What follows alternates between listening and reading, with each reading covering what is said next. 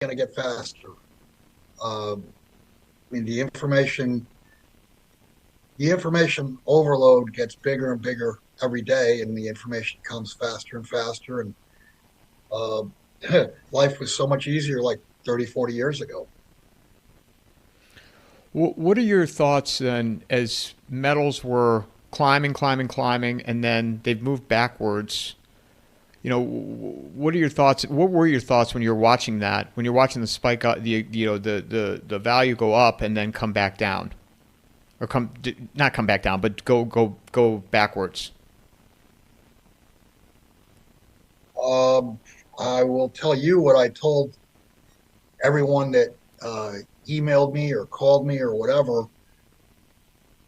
with the pullback. Did you not expect any correction at all? That's the first thing. And the second thing is be careful what you wish for because $100 silver, I mean, that will break the derivatives complex. And I mean, everything runs on credit, everything runs on confidence, and derivatives break. If derivatives break, uh, credit breaks, and without credit, the system doesn't continue. So I would just say be careful what you wish for. And one of the things I was thinking on the way up was hopefully when we get over $50, this thing doesn't just snap and that market break because all other markets will break with it.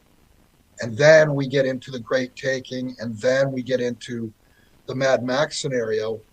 And just a couple days from now, 3 days from now, they're talking about the EBT benefits being canceled. Can you imagine the chaos it's going to be at grocery stores? This episode is brought to you by McIlvaney Financial Group. Their advisors bring a depth of knowledge and experience that allow them to serve their clientele with care, ensuring their financial needs are met now and in the future. Personally, I'm not saying cash is worthless, but you can see what's happening. It's worth less every year.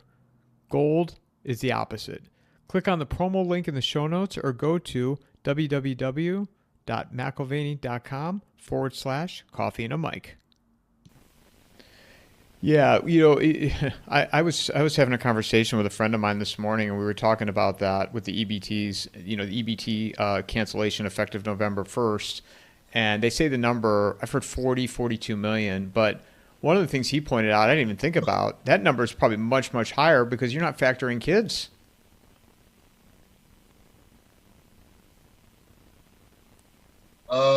Yeah, I don't know whether it factors kids in the 42 million or that's 42 million heads of household. Um, and I have said this and I wrote about this a long time ago, probably 10, 15 years ago, that if you most people our age, I mean, and there's very few people left who actually lived through the Depression or really have any memories of the Depression and how bad it was. But we, everybody's seen the black and white pictures of food lines, these massive, long food lines. Even 10 or 15 years ago, we would have had those massive food lines if they weren't being paid electronically and be able to walk through the food line just like anyone else, present their EBT card, and boom, they're gone.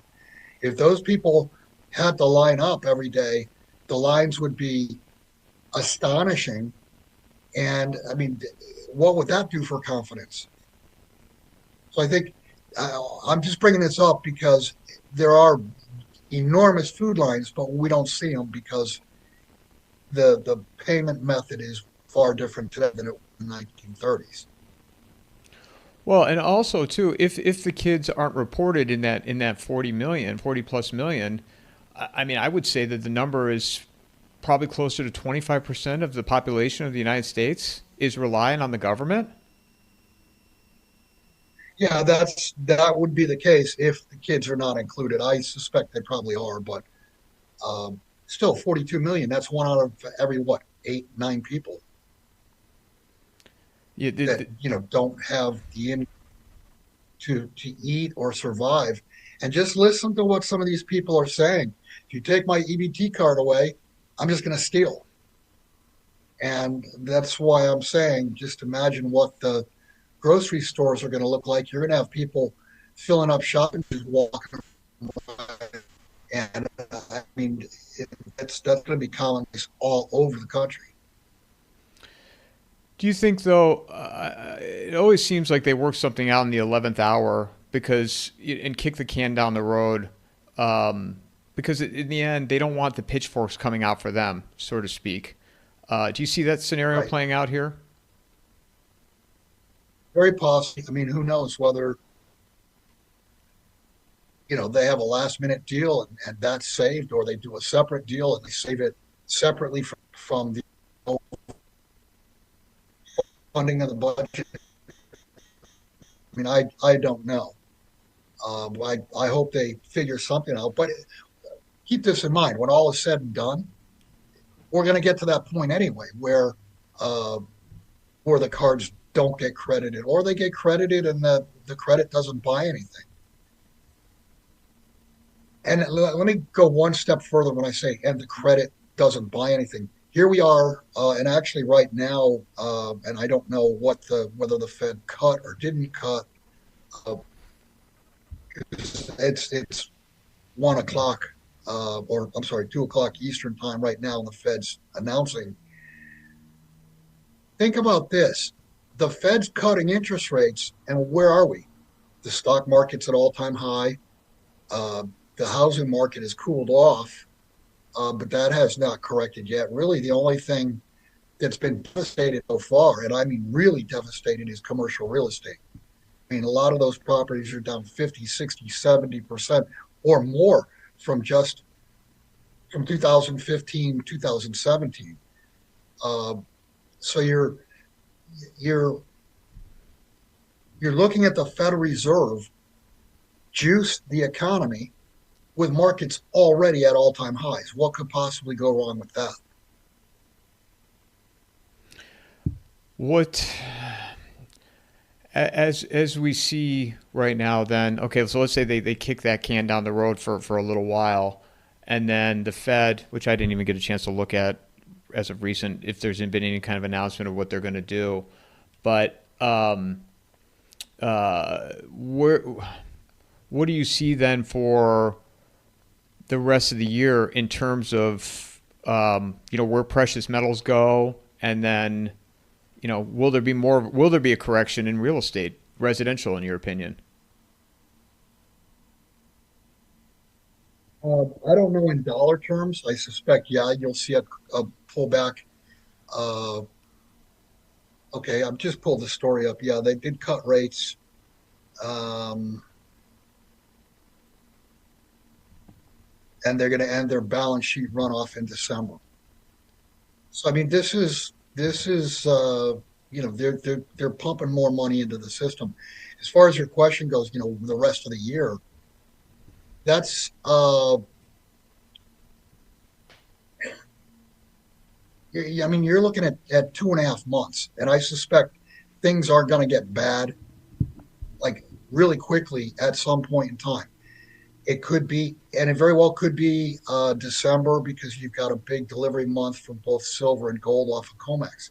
If either of those fail to deliver, it's game over, and we'll be in within Mad Max world. The beginnings of it are 72 hours after that happens, because you're talking about the human stomach. I mean, how many people have food stored up? Not a whole, not a big percentage of the population. And I would say a bigger percentage of the population has nothing stored up. Yeah, So juicing the markets now, I think, is a big mistake, because what I'll ask you a question: what happens in a month or 2 months or 3 or 4 or 5 months, and all of a sudden the economy's starting to sputter, and the markets have turned down, the markets are getting smacked? What's the Fed going to do? Cut more? Just keep cutting? We're going to go back to 0% rates, or are they going to try to, like they did before, try to foist negative rates, which make no sense whatsoever? There's no logic to that. Um, but cutting rates with markets at all-time highs is a huge mistake. and it will create the conditions for really high inflation. Well, and also, to what you said, and then going off track here for a minute, with the air traffic controllers too, right? Where I mean, you got the EBT situation, but also air traffic controllers aren't getting paid. I don't know that I'd want to be in the air right now with all that going on. I'm not. I don't know whether that's true or not. I know back in the days of Reagan, when they had the government shut down, the air traffic controllers did get paid somehow, some way. They paid them. Yeah, everything I'm reading, and I could be wrong, that they will get their money, but they're currently not getting paid. Their checks are not getting deposited in their accounts as it sits right now. Okay. So you've got that, you've got EBT, and you've got the Fed now doing a rate cut, um, which if inflation starts to pick up again or accelerate, I 6 months from now, where are we going to be? In a disaster. I mean, if inflation starts to pick up, what's the Fed tool to fix that? Raise rates and heighten credit conditions and suck money out of the system.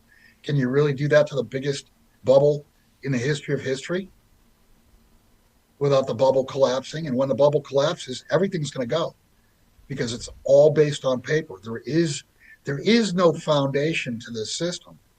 The foundation are U.S. Treasuries. The foundation are IOUs issued by an insolvent, bankrupt entity. How will the government respond though at that point? Because people are going to be clamoring. Then now the pitchforks are really going to come out. What will be, not that there is a solution, but how will they react? Uh, you're probably going to see, if you can imagine a bobsled going down a run, and they make one bad turn and they're bouncing from one wall to the right wall to the left wall to the right wall to the left wall. They're bouncing back and forth. I mean, I can envision the Fed, one day saying they're going to cut rates, and then a week later they're going to raise rates, and then they're going to cut rates, and then they're going to raise rates. I mean, they've backed themselves into this corner. And I mean, obviously, when I say themselves, it's the powers that be. But who's it going to affect? It affects the population. And we've lived beyond our means for so long that, yeah, people are going to complain, but they don't understand.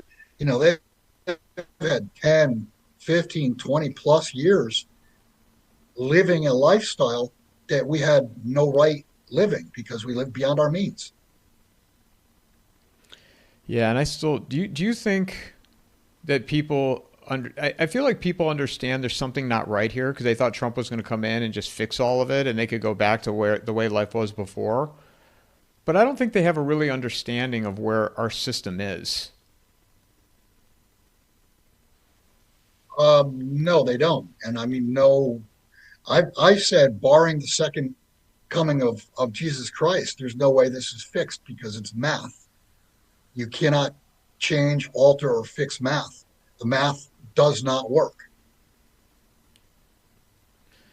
Do you are you amazed though that it's been able to keep stitched together for as long as it has? I've been amazed longer. Yes, I'm absolutely amazed that they've been able to hold this together. Um, they can't hold it together forever. And I'll just go back to the failure to deliver of gold and silver. You can't print those. And it's the suppression scheme has been on, I guess, really since 1996, since Robert Rubin's strong dollar policy. But when you suppress the price of something, what you're doing is you're creating more and more and more demand, and you're inhibiting supply because there are mining companies that would have drilled. There's mining companies, uh, that would have grown from the exploration stage that didn't because the pricing was not there. Now we've got the pricing, but the problem is it takes too long. I mean, if you found a piece of property and drilled today and you found gold, you're not going to be up and running for 3 to 5 years anyway. So the supply is very inelastic, and suppressing the price, you're allowing more ounces to be bought for the same amount of dollars. If the price of gold or silver double, you're only able to buy half as many physical ounces. And that's what the problem is. The physical ounces don't exist to deliver. And we're going to find out. I believe it's going to be there's going to be a big problem in the December delivery. We'll see. That's opinion on my part. I mean, I try to do nothing but facts and logic, but opinions got to come in, and I believe that December is going to be the problem. You look at this month, the amount of gold contracts that were standing for delivery at the very first day, that number is now double later in the month. And if you go back 3, 4, 5 years ago, it used to be you'd start with 100 contracts, and by the time delivery was done, you'd only have maybe 20 or 30 contracts still standing for delivery. Everyone else accepted fiat settlement payment in cash. That's not the case now. What you've got every single month is you start with that same 100, and by the end of the month, there might be 200 or 300 standing for delivery. So they're stepping up, they're buying the current month, and they're saying, I want delivery. And this is October's another month as an example. I mean, I think there's only 1 month this past year that the contracts standing for delivery were actually less than first notice day. But month after month after month, people are stepping up, buying the current contract and saying, I want it delivered. And December, just because it is a big delivery month, it's one of the biggest. Uh, that one stands out in my mind as a very real potential of this thing breaking. Because they won't be able to meet the physical demands, is what you're saying. They're going to order it on paper and won't be able to meet the physical demand of delivery. Right, right. And then the question is, if those contracts can't deliver, what is the value of a contract that cannot perform? And the answer is zero. This goes back to what my late partner Jim Sinclair used to say. He would ask that question, what's the value of a contract that can't deliver? And he surmised that, you very possibly could see COMEX at $10 per ounce offered, no buyers, and the cash market at 50,000 ounce bid and no sellers. And that's an illustration right there of a contract that cannot perform. It'll go to, the paper will go to zero, and the metal itself would become unobtainable. And it's not like people are going to be accepting of it to be delivered at a later date at that point. And that would start No, that would spark no, the. that's So, well, if they're asked to accept it at a later date, that's an admission right there of failure to deliver. And it's like throwing blood in shark infested waters. what do you think happened with the silver market then? And in relation, I had Andy Scheckman on last week, and we were talking about this. The LBMA and the COMEX. A large amount of silver was withdrawn physical. What were your thoughts on that, and who might be behind it? Who withdrew it? Yes, Is that what you're asking? yes. From all over the world. I mean, you had buyers all over the world having metal